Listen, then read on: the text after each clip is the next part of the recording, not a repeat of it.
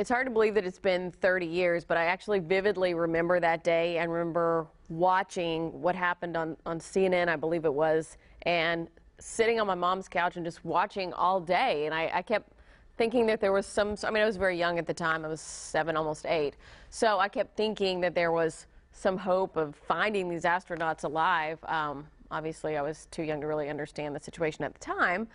But I just remember watching the news coverage all day and was so incredibly fascinated by it. And it was actually a pivotal day, personally, for me, because it was one of the days that I knew I wanted to be in news. I mean, believe it or not, even though that's kind of a strange way to know, I was just fascinated by the coverage and the gravity and the situation of that day. And, I mean, who can forget Kristen McAuliffe and all the excitement surrounding her? Being the first teacher in space and what have you, and then for it to end that way, it was just beyond horrible.